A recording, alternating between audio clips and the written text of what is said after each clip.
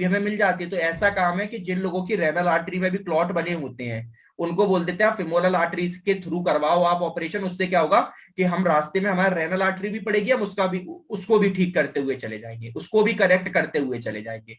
तो ऐसे लोग जिनमें रेनल आर्टरी की प्रॉब्लम है, जिनकी रेनल आर्टरी में भी क्लॉट बने हुए हैं, उनमें हमेशा फेमोरल आर्टरी से जाते हैं। क्यों? रास्ते में रेनल आर्टरी पड़ेगी। आप सोचो ना, ग्रोइन एरिया से जा रहे हो तो बीच में आपकी किडनी नहीं पड़ेगी क्या? रेनल आर्टरी नहीं मिलेगी। तो वहां पर बस, तो ये लोग कंफ्यूज, लोगों को नहीं पता होता। आप एक लाइन तो लिख देते हैं कि फेमोरल के जिन लोगों में किडनी प्रॉब्लम है वो फेमोरल आर्टरी से जाओ। अब लोगों को पता ही नहीं क्यों जाना है फेमोरल आर्टरी से किडनी प्रॉब्लम है, क्योंकि रास्ते में रेनल आर्टरी मिल जाती है। तो जिनको किडनी में अगर जिनको रेनल आर्टरी में प्रॉब्लम है तो ऐसा होता है ना कि एक बार में दो दो काम कर दो, को बार बार रेनल आर्टरी को कौन ठीक करने जाएगा। तो इस वजह से हम कर देते हैं। बिफोर बिगनिंग एंजियो, ये सब बातें लिखी हैं ना, वो उस एरिया को एनेस्थेसिया लगा के एरिया को नम करो, है ना। Before the catheter enters the body, usually the groin but sometimes the wrist, है ना। फेमोरल आर्टरी से भी डाला जाता है, रिस्ट से भी डाला जाता है, ठीक। नेक्स्ट, अब देखो सबसे मैं आपको पहले ही बता दे रहा हूं लाइन, अभी इसमें क्या लिखा हुआ है, usually the groin sometimes the wrist, यानी इसमें लिखा हुआ है कि फेमोरल आर्टरी से ज्यादा। आगे पढ़ोगे तो वहां पर लिखा होगा कि फेमोरल आर्टरी से रेयर रेडियल आर्टरी से जा रहा। तो ये अलग अलग जगह पे अलग अलग बातें लिखी हुई है। कहीं कुछ बुक्स में लिखा हुआ है कि रेडियल आर्टरी के थ्रू ज्यादा जाते हैं, कहीं कुछ बुक्स में लिखा हुआ है कि फेमोरल आर्टरी के थ्रू जाते हैं, ठीक है। मगर ऑन एन एवरेज मैंने भी बहुत ज्यादा जगह से पढ़ा है, तो मैं आपको बता सकता हूं कि सबसे जो मैक्सिमम मुझे मिला वो फेमोरल आर्टरी से मिला, कि फेमोरल आर्टरी से ज्यादा जाने के चांसेस होते हैं। क्यों इसलिए जाते हैं? क्योंकि रेडियल आर्टरी का जो साइज होता है ना वो रिलेटिवली छोटा होता है, रिलेटिवली छोटा होता है फेमोरल आर्टरी के कंपेयर में। तो फेमोरल आर्टरी से पहुंचने में दिक्कत तो बहुत आएगी, सही बात है, लेकिन हमको क्या है, रास्ता बड़ा मिल जाता है, आर्टरी का साइज बड़ा होता है, तो वो थोड़ा इजी हो जाता है जाने के लिए। इसीलिए फेमोरल आर्टरी ज्यादा चूज कर लेते हैं as compare to radial artery. लेकिन दिक्कत ये भी है कि यहां से दूर भी बहुत पड़ता है, ग्रोइन से आप सोचो तो वहां से भी प्रॉब्लम दिक्कत आती है, बस ये होता है। अब क्या करेगा नेक्स्ट सर्जन, सबसे पहले एक इंसर्ट कैथेटर डालेगा into the artery and direct towards the, उससे आप कोरोनरी आर्टरी में पहुंच जाएगा। वंस जैसे ही वो कोरोनरी आर्टरी तक पहुंचा, तो मैंने पहले बताया था, पहले एक कैथेटर डालते हैं और वो क्या क्या इंजेक्ट करता था, वो डाई इंजेक्ट करता था, जो कि डाई क्या करती थी, शाइन करती थी, जिसको हम स्क्रीन पर देखते थे और हमें पता चल जाता था अच्छा जहां पर डाई शाइन नहीं करी तो हम समझ जाते थे कि पर्टिकुलर ब्लॉकेज इस जगह पे। क्यों? क्योंकि डाई ब्लड के साथ मिक्स है और यहाँ पर ब्लड नहीं पहुंच पा रहा, इसका मतलब यहाँ पर डाई भी नहीं पहुंच पा रही, तो हम उससे समझ जाते थे। तो जितना भी जो अभी तक हमने ये पढ़ा हुआ है ना, जितना ये पढ़ा हुआ है इतना, अगर आपसे कोई एंजियोग्राफी पूछे तो आपको इतना लिख के आना है यहां तक, इट इज अ एंजियोग्राफी। ये एंजियोग्राफी हो गया, ठीक है। एंजियोप्लास्टी क्या, अब इसके नीचे एंजियोप्लास्टी स्टार्ट होती है। डॉक्टर आपको बोल देगा कि देखो भैया इतना है, अब क्या करना है, तो बोले हम बोलते हैं, फिर डॉक्टर बोलता है आप एंजियोप्लास्टी करा लो। प्लास्टी मतलब क्या, कि अब से ये पहला कैथेटर तो डला ही था, अब उस कैथेटर को निकाल लिया। क्यों? क्योंकि हमको लोकेशन तो पता चल गई। फिर हम डालते हैं सेकंड कैथेटर। सेकंड कैथेटर मैंने बताया उसके टिप पर एक वैल्यून लगा होता है और उस वैल्यून के ऊपर स्टंट लगी होती है। जैसे ही क्या करते हैं, once the blockage are located surgeon then insert a second catheter and a guide wire, उसे यूजुअली उसके वैल्यून उसके टिप पर लगा होता है ना। जैसे ही सेकंड कैथेटर अपनी जगह पर पहुंचा, प्लेग की जगह पर, हम क्या करते हैं, बैलून को फुला देते हैं, इन्फ्लेटेड कर देते हैं, जो क्या करता है, प्लेग को पुश कर देता है, buildup away open the artery. Push करने का मतलब ये नहीं आगे धक्का दे दिया, यार याद रखना, पुश करने का मतलब है कि ये आर्टरी है और यहां पर जो प्लेग बना हो, पुश करने का मतलब है इस तरीके से, इधर इस तरीके से पुश करना, ना कि ऐसे पुश करना, नहीं कि ऊपर की तरफ कर रहा है, नहीं, आर्टरी में इस तरीके से पुश करना, जो मैंने आपको अभी इमेज दिखाई थी, ये पुश करना इधर, इसको इधर, इसको इधर पुश, इधर पुश कर दोगे तो वो टूट के आगे चला जाएगा और कहो इसी वजह से मर जाए, ठीक है ना। फिर क्या कर देते हो, फिर सर्जन वहां पर क्या एक स्टंट लगा देता है, जिससे क्या हो जाए, आर्टरी हमेशा खुली हुई रहे, ठीक है। क्या क्या कॉम्प्लिकेशंस हो सकती है, अच्छा एक चीज और आपको बताता हूं, एक सेकंड, उससे पहले मैं आपको, अब हम पढ़ते हैं रिस्क कॉम्प्लिकेशन क्या होंगी। बेसिक बात है जो हमने जितनी पढ़ी, allergic reaction to the drug used. अब देखो जो हमारा स्टंट होता है ना, अब हमको ये तो मालूम है कि स्टंट एक फॉरेन है, तो ऐसा तो है नहीं, हमारी बॉडी रिएक्ट तो करेगी स्टेंट के लिए, तो स्टेंट के ऊपर एक हम एक केमिकल, एक ड्रग लगा देते हैं, जो कि क्या करता है मालूम है, जो कि जो वहां पर एक क्लॉट ना बनने दे रही। सपोज करो आप एक क्लॉट को तो हटाने गए, एक क्लॉट को ठीक करने का, और पता चला उस आपके स्टंट की वजह से ही वहां पर क्लॉट बन गया, तो हम यही करते हैं कि उस स्टंट में एक ड्रग लगा देते हैं जो क्लॉट को ना बनने दे। इसी वजह से क्या होता है, वो ड्रग कुछ समय बाद हो जाता है खत्म, 4 से 5 साल बाद, इसलिए लोगों में रिकरेंट हो जाती है। इसलिए फिर कुछ टाइम बाद हमें उनकी फिर वो ठीक करके फिर दूसरा स्टंट लगाने पड़ जाता है। यही प्रॉब्लम होती है जो मैंने आपको कहा था ना कि क्यों रिकरेंट है 30 to 40% केसेस में, इस वजह से ही। मगर फिर वही बात कि हर चीज के फायदे हैं तो नुकसान भी है। तो ये जो ड्रग से आपको फायदा भी मिल रहा है, तो वो ड्रग से नुकसान भी होता है कि क्या पता जिसको ये ड्रग लो लगा रहे हो उस बंदे में ये उसको एलर्जी हो जाए। अब ये तो जब ही पता चलेगा ना स्टेंट लगाने के बाद। तो हमेशा रिस्क और कॉम्प्लिकेशन कब होते हैं, सर्जरी के बाद। जब सर्जरी परफॉर्म कर ली उसके बाद जो हमको तकलीफें नजर आती है उन्हें रिस्क और कॉम्प्लिकेशन कहते हैं। तो जो स्टंट में ड्रग लगाता है पता चले उससे ही आपको एलर्जी हो जाए, ठीक है। और एलर्जिक रिएक्शन टू जो एक्सरे डाई डाली थी ना, जो जिससे अपन लोकेशन पता कर रहे थे, उससे उसको एलर्जी हो सकती है।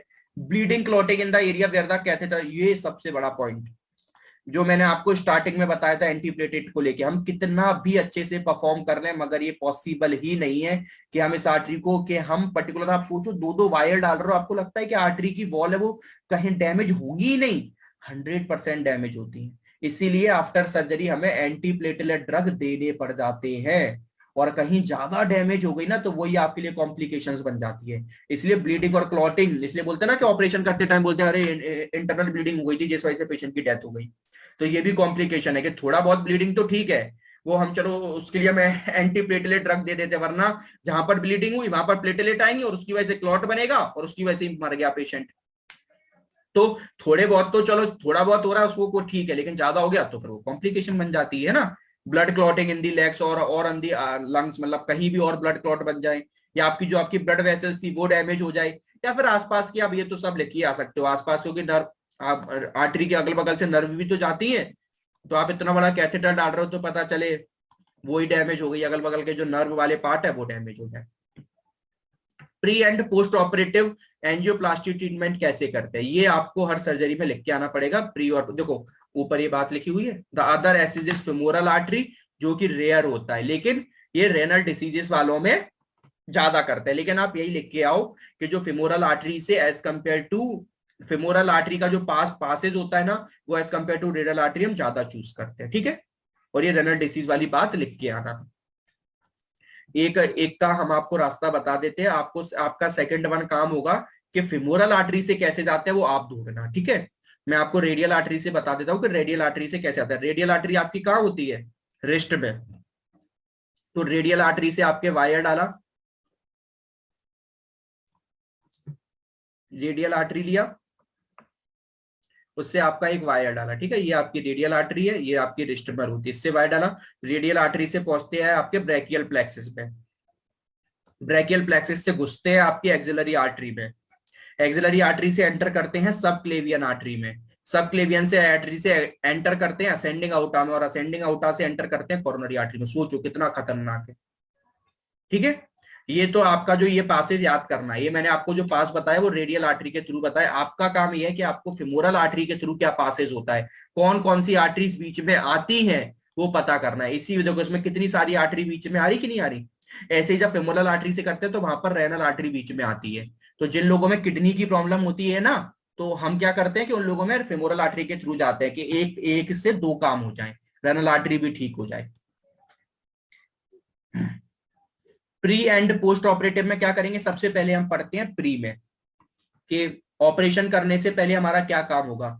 डॉक्टर सबसे पहले यही पता करता है कि भैया आप हमें ये बताओ आपको किसके चीजों से एलर्जी है, पहले वो मेंशन करेगा। उसके बाद वो सारे टेस्ट भी लगाएगा कि आपको किसके चीजों से एलर्जी है, क्योंकि सबसे बड़ा खतरनाक जो आपका कॉम्प्लिकेशन बनते हैं वो एलर्जी ही बनती है, कॉम्प्लिकेशन किसी भी सर्जरी के बाद। तो सबसे पहले हम पता करते हैं कि अच्छा बताओ आपको आयोडीन, किसी भी खाने फूड से एलर्जी तो नहीं है, है ना। एनेस्थीसिया देते हैं तो ये भी पूछते हैं कि आपने कभी ऑपरेशन कराया हो पहले, तो पहले कोई किसी चीज से एलर्जी हुई हो, एनेस्थीसिया से एलर्जी हुई तो हमें सब बताओ।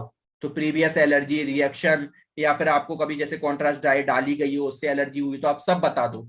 अगर वो बोलेगा नहीं सर हमारे साथ तो कभी मतलब ऐसा कुछ हुआ ही नहीं है, डाई वगैरह डाली नहीं गई, तो फिर डॉक्टर फिर टेस्ट करके टेस्ट करता है, पहले थोड़े बहुत अमाउंट से परफॉर्म करता है। नहीं, अगर नहीं कुछ एलर्जी आती तो फिर वो करता है, सीधे ही नहीं करने लग जाता, ये याद रखो।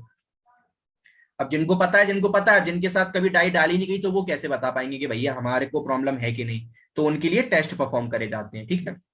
कुछ मेडिसिन जैसे डॉक्टर क्या होता है, ब्लड थिनर जो होती है ना वो बंद करा देते हैं। ब्लड थिनिंग टेबलेट्स होती है ना वो ऑपरेशन से 1-2 दिन पहले बंद करा देते हैं। सोचो क्यों बंद कराते हैं ब्लड थिनिंग टेबलेट्स? क्योंकि जबकि सर आप इतनी देर से तो ये बोलते आ रहे हो कि जो ब्लड थिनिंग की टेबलेट्स है, ब्लड थिनिंग मतलब anti coagulate tablets, anti clot tablets, वो तो आप बोल रहे थे कि सर्जरी के बाद तो हम डॉक्टर पूरी लाइफ भर देगा, पूरे लाइफ भर डॉक्टर है वो उसको एंटी क्लॉट की टेबलेट खिलाएगा कि क्लॉट ना बन जाए स्टंट की वजह से कहीं। लेकिन सर्जरी से पहले अगर कोई पेशेंट खा रहा है तो उसे क्यों बंद करा देते? इसलिए बंद करा देते 1-2 दिन पहले, क्योंकि सर्जरी के टाइम पर हम करेंगे कट, उससे निकलेगा ब्लड, और अगर आप ये ब्लड थिनर खा रहे होगे तो वो ब्लड क्या क्लॉट नहीं होगा, वो ब्लड जमेगा नहीं और आप इतनी ज्यादा ब्लीडिंग हो जाएगी कि पेशेंट उससे ही मर जाएगा। तो सर्जरीज के 2-3 दिन पहले से ही हम ये जो थिनर ब्लड थिनर्स होते हैं वो बंद करा देते हैं। और फिर जैसी सर्जरी परफॉर्म हो गई, सब हो गया, तो फिर वापस फिर उनको फिर तो हम खिलाते ही हैं कि ब्लड के क्लॉट ना बन जाए। तो याद रखना, ड्यूरिंग सर्जरी हम बस ब्लड थिनर बंद करते हैं, फिर आफ्टर सर्जरी तो हम ब्लड थिनर तो उसको खिलाना ही पड़ता है वरना क्लॉट ना बन जाए। तो ड्यूरिंग सर्जरी हम उसको बंद कर देते हैं। इरेक्टाइल डिसफंक्शन की मेडिसिन आती है ना वो भी बंद करा देते हैं। अब आपके बहुत लोगों के माइंड में आ रहा होगा सर इरेक्टाइल डिसफंक्शन की मेडिसिन क्यों बंद करा दिया भैया? इरेक्टाइल डिसफंक्शन आप सब जानते क्या होता है? Erection problem in main during intercourse, ठीक है। अब क्यों भैया इरेक्टाइल, देखो मैंने ना मैं कोई भी चीज छोड़ता नहीं हूँ। इरेक्टाइल डिसफंक्शन की मेडिसिन इसलिए बंद कराते हैं क्योंकि जो इरेक्टाइल डिसफंक्शन की मेडिसिन में एक ड्रग डला होता है जिसका नाम होता है नाइट्रिक ऑक्साइड। ये मालूम क्या करता है? अगर ये आप मेडिसिन ले रहे हो तो ये आपके ब्लड में है, जब हम आपके ब्लड में एनेस्थीसिया लगाएंगे तो ये नाइट्रिक ऑक्साइड एनेस्थीसिया के साथ रिएक्ट कर लेता है, और इसके रिएक्शन की वजह से आपकी डेंजरसली लो बीपी हो जाती है, बहुत ज्यादा लो बीपी हो जाती है। इस वजह से अगर हम डॉक्टर से, डॉक्टर पूछता है कि आप बताओ कौन कौन सी मेडिसिन खा रहे हो, तो वो सारे मेडिसिन चेक करता है। अगर वो ऐसी मेडिसिन कोई ले रहा होता है जैसे मेटफॉर्मिन वगैरह जिनके अंदर नाइट्रिक ऑक्साइड डला हुआ है तो मना कर देता है, क्यों बोलता है 2-3 दिन मत लो, जैसे ही सर्जरी ठीक हो जाए उसके बाद लेने लग जाना। क्यों? क्योंकि ड्यूरिंग सर्जरी हम एनेस्थीसिया लगाएंगे और उसकी वजह से कॉम्प्लिकेशंस ना आ जाए। तो ये सब हमें पूछना होता है बिफोर सर्जरी, क्योंकि जितना आप, एक लाइन याद रखना, जितना अच्छा आप प्री ऑपरेटिवली किसी भी पेशेंट को डायग्नोस कर लोगे आपका उतना ही अच्छा पोस्ट ऑपरेटिवली रिजल्ट आएगा। क्योंकि जितनी जितनी से ज्यादा प्रॉब्लम आप प्री ऑपरेटिवली उसका ठीक कर लोगे तो पोस्ट ऑपरेटिव रिजल्ट उतने ही अच्छे होंगे। जितना खराब आपने प्री ऑपरेटिवली असेस करा उतने ही ज्यादा कॉम्प्लिकेशन आपके पोस्ट ऑपरेटिव आने वाले हैं। तो प्री ऑपरेटिव असेसमेंट बहुत इंपॉर्टेंट होता है, ये याद रखना है। और फिर बाकी सारी और बातें पूछ लेते हैं, कोई आपको किडनी प्रॉब्लम तो नहीं है, तो सब बेसिक बात है ना सारे। और फिर सारे सब ब्लड टेस्ट कराए जाते हैं, है ना, बहुत सारे सारे एलर्जिक टेस्ट कराए जाते हैं, ईसीजी वगैरह, वो तो आपको पता ही है, सारे टेस्ट करा के देखते हैं ना। प्लस कुछ दिन पहले ना उसको सेडेटिव ड्रग देना भी स्टार्ट कर देते हैं।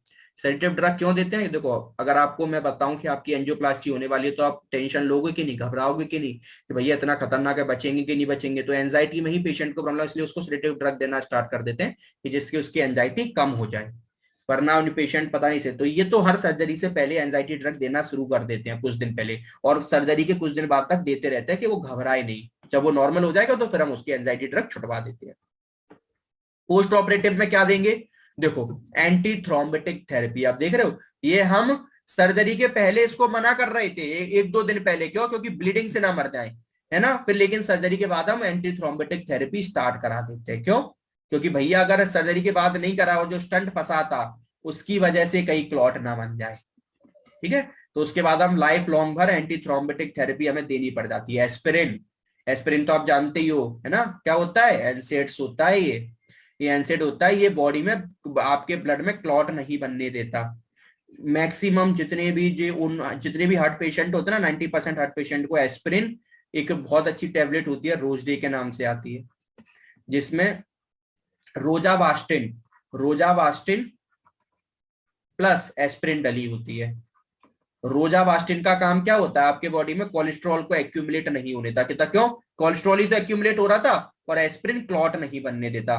तो जिन लोगों में थोड़ी बहुत जिनको प्रॉब्लम आती है ना, तो डॉक्टर यही मेडिसिन स्टार्ट कर देता है जिनके 10-20% ब्लॉकेज है, तो जिससे आगे ब्लॉकेज ना बढ़ जाए। क्योंकि सर्जरी तो हम उन्हीं के लिए करते हैं जिनको हमें लगता है कि हाँ भैया, ये जो लोग जो ड्रग से जिनका काम नहीं चलेगा, जो ड्रग से रिस्पॉन्स नहीं करेंगे, हमेशा याद रखो सर्जरी उन्हीं पे परफॉर्म करी जाएगी जो ड्रग थेरेपी जिनमें फेल हो जाएगी, जिनका ड्रग से काम नहीं चलेगा। हर किसी की थोड़ी ना सर्जरी कर देते हैं, थोड़ी बहुत प्रॉब्लम तो सबको होती है, कार्डियोलॉजिस्ट के पास जाते तो वो ड्रग दे देते ना कितने सारे।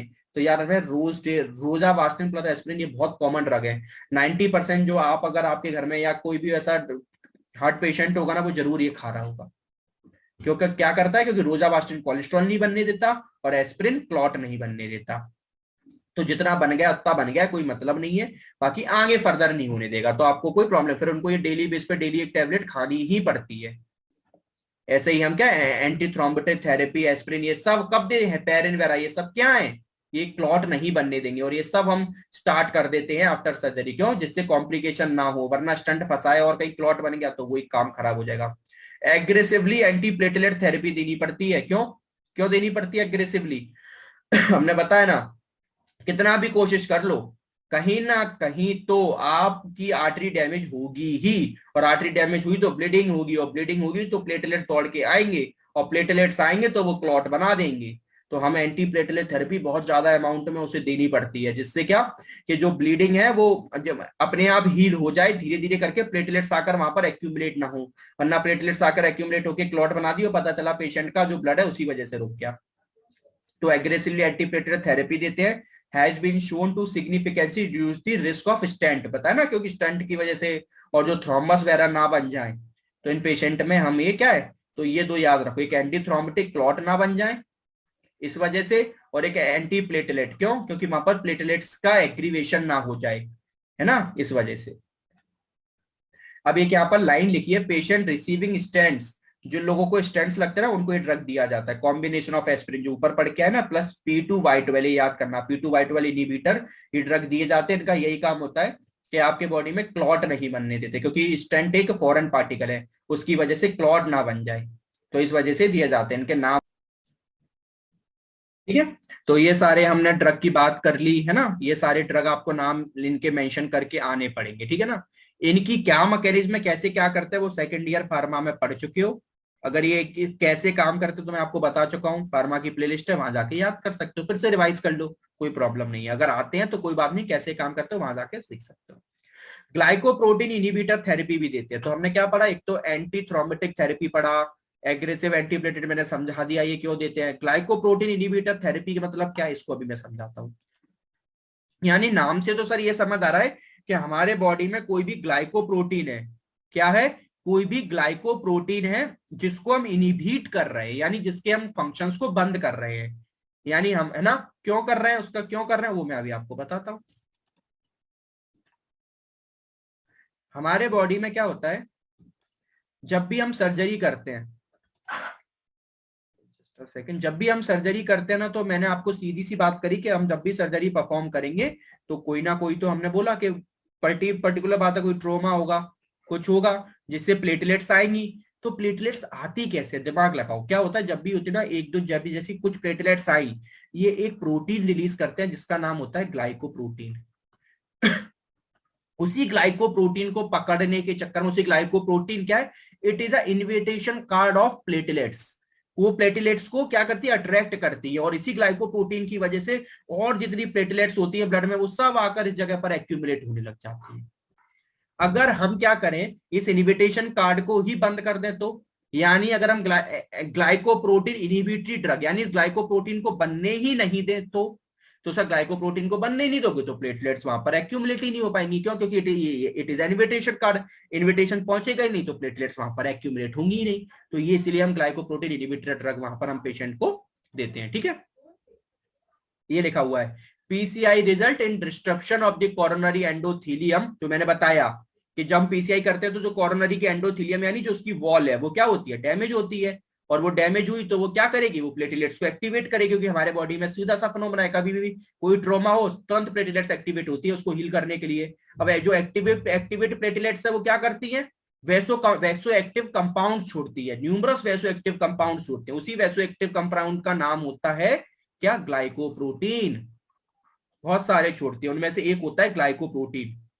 तो क्या करता है वो ग्लाइकोप्रोटीन, क्या करता है वो ग्लाइकोप्रोटीन छूटता है, उसके रिसेप्टर्स होते हैं, उसके रिसेप्टर्स का नाम याद करना पड़ेगा, glycoprotein receptors 2B, glycoprotein receptor 3A, ये रिसेप्टर्स होते हैं उसके, जिनसे वो ग्लाइकोप्रोटीन जाके अटैच होती है, क्योंकि हमारे बॉडी में सब कुछ काम रिसेप्टर और उसके एंटीजन से अटैच होकर ही होता है, तो ग्लाइकोप्रोटीन अपने रिसेप्टर से अटैच होती है, ये रिसेप्टर होते हैं, मगर हम बीच में ही क्या कर देते हैं, पंगा खड़ा कर देते हैं। हम क्या कर देते हैं, हम पहले से ही उसको ग्लाइकोप्रोटीन इनहिबिटर दे देते हैं, बोलते लो ये ग्लाइकोप्रोटीन इनहिबिटर ड्रग खा लो। जब ये प्लेटलेट्स ना जो कुछ कुछ थोड़ी बहुत बिल्कुल नॉर्मल अमाउंट ऑफ प्लेटलेट छूटी, समझो थोड़ी बहुत 10-12 आई, वो ग्लाइकोप्रोटीन छोड़ेंगी, तो वो ग्लाइकोप्रोटीन छोड़ ही नहीं पाएंगी। हम वो छोड़ेंगी तो जरूर, हम इनहिबिटर ड्रग दे देंगे, वो ग्लाइकोप्रोटीन वहीं खत्म हो जाएंगी, तो अब प्लेटलेट्स वहां पर आएंगी ही नहीं। बस ये होता है मेन, और कुछ नहीं है। ग्लाइकोप्रोटीन इनहिबिटर का काम यही होता है। तो लिखा हुआ एक्टिविटी प्लेटलेट रिलीज न्यूमरस वैसोएक्टिव, कौन से वैसोएक्टिव कंपाउंड, ग्लाइकोप्रोटीन। उसके रिसेप्टर्स होते हैं ग्लाइकोप्रोटीन 2B, ग्लाइकोप्रोटीन 3A, जिनसे वो अटैच होते हैं। हम अटैच ही नहीं होने देते। अगर वो अटैच हो गए तो मालूम क्या होगा, if glycoprotein attached to its receptor binds fibrinogen, फिब्रोनोजिन जो प्रोसेस होती है ना, उसे फर्स्ट ईयर में पढ़ के आए हो, and mediates platelet cross linking कराकर और एग्रीवेशन वहां पर उनके बीच में क्या करेंगे, वो फिब्रोनोजिन बनाना स्टार्ट कर देंगे और प्लेटलेट्स की क्रॉस लिंकिंग होकर वहां पर एक्सेसिव अमाउंट में प्लेटलेट्स आने लग जाएंगी। मगर हम ग्लाइकोप्रोटीन को रिसेप्टर से लगने ही मत दो, तो हम इनहिबिटर दे दिया, ये सारी प्रोसेस होगी ही नहीं, तो वहां पर प्लेटलेट्स आकर एक्यूमुलेट हो ही नहीं पाएंगी। क्लियर होना चाहिए। कुछ और ड्रग है जिनके आपको नाम याद करने पड़ेंगे। एप्सिजिमाब, एप्सिजिमाब होता है, टायरोफिबेन होता है, इप्टीफिमाइड होता है, ये नाम याद करने पड़ेंगे। आर कैपेबल, ये क्या ड्रग होते हैं, ये इस्चेमिक कॉम्प्लिकेशन को कम करते हैं। इस्चेमिक कॉम्प्लिकेशन है जो ब्लड फ्लो कम ना हो जाए, सर्जरी की वजह से ब्लड फ्लो कम ना हो जाए इन पेशेंट अंडरगोइंग बैलून एंजियोप्लास्टी, और जिनमें कोरोनरी स्टंटिंग डालते हैं ना, उसकी वजह से ही प्रॉब्लम, तो ये ड्रग भी हम दे देते हैं। ठीक है, तो हमने बहुत सारे ड्रग पढ़े आज। उन ड्रग्स की एक समरी देखते हैं, कौन कौन से ड्रग देने पड़ेंगे, ये आपको लिख के आना और इन्हें याद करना पड़ेगा, क्योंकि इनका आपको मैकेनिज्म कोई नहीं लिखी में ना, इतनी जो ग्लाइकोप्रोटीन वगैरह की मैकेनिज्म मैंने समझाई ना, इतनी ज्यादा वहां समझाने की जरूरत नहीं है, वो मैंने आपके लिए समझाई कि ग्लाइकोप्रोटीन की जो मैकेनिज्म है वो एग्जाम वगैरह में लिखने की जरूरत नहीं है आपको, तो बस नाम लिखना है, glycoprotein inhibitor, anti coagulant, anti platelet, बस ऐसे लिखना, और उनका एक एक नाम, एंटी इस्चेमिक उनका एक एक नाम, और खत्म, और कुछ नहीं लिखना होता है। उनकी मैकेनिज्म सेकंड ईयर फार्मा में समझनी है तो यूट्यूब पे लेक्चर देखो। एंटी कोगुलेंट दो, हेपेरिन भी क्या एंटी कोगुलेंट ही है, ठीक है ना। सिलेक्टिव थ्रोम्बिन इनहिबिटर, ये भी क्या करेंगे, वहां पर थ्रोम्बस को नहीं बनने देंगे, तो एर्गाट्रोन, बाइब्लूटोन, एक एक नाम याद करने हैं इनके, है ना, ज्यादा नहीं। इनहिबिट्स कोगुलेशन, है ना, effects bye previous thrombin mediate cleavage, जो आपके जो क्लॉट बन रहे थे वो नहीं बनने देंगे। एंटी प्लेटलेट्स एजेंट, ये सब इतने सारे नाम लिखे जो आपको पिछले समझा चुका हूं। आपको मैं जरूर, मैं नहीं कह रहा हूं सब याद करो, एक एक नाम याद कर लो, मोर देन इनफ। अगर आपको कुछ के याद है तो वो अच्छी बात है। एस्पिरिन पीछे पढ़ के आए, है ना, एप्सिजिमाब पढ़ा, ये सारे नाम अभी हमने पढ़े। और एंटागोनिस्ट ऑफ GP12B, और यार रिसेप्टर, या फिर हम इसको क्या बोल सकते हैं, इतना लिखो या फिर ये लिख दो, ग्लाइकोप्रोटीन इनहिबिटर, एक ही बात है, या तो ये लिख दो एंटागोनिस्ट ऑफ GP12B या रिसेप्टर, या ग्लाइकोप्रोटीन इनहिबिटर, है ना। ये सब आपको लिखने होते हैं। आपको इतना डीप में मेडिकेशन ड्रग नहीं लिखना है जितना इसमें हमने पढ़ा है। हमें तो जो हमने एंड में समरी लिखी, आपको ये लिख के आनी है। बाकी पीछे मैंने जो आपको इतना ये थोड़ा बहुत पढ़ाया था कि कैसे क्या होता है यहाँ से, इतना हमें डीप नहीं लिखना है, ठीक है ना। ये तो आपके लिए बताया कि आपको पता होना चाहिए, हम कोई भी चीज छोड़ने वाले नहीं है, ठीक है। ये था हमारा कंप्लीट फॉर एंजियोप्लास्टी, और ये बहुत इंपॉर्टेंट चैप्टर है, याद रखना, इसको अच्छे से समझना है। एंड में मैं यही बोल के जाऊंगा कि जो मैंने 2 होमवर्क दिए हैं, ठीक है। क्या क्या होमवर्क है, पहला होमवर्क आपको पता करना है कि फेमोरल आर्टरी के थ्रू क्या रूट है, कैसे जाएंगे। दूसरा होमवर्क, मैंने आपको जो यूट्यूब पर वीडियोस थी, जो इसको मैंने आपको चला के नहीं दिखाया न्यूक्लियस वालों की, उनको आपको पूरी वाइट, और इसी एंड जैसी लेक्चर खत्म हो ये दोनों काम आपको करने हैं, ठीक है। That's all about for today's lecture. Thank you.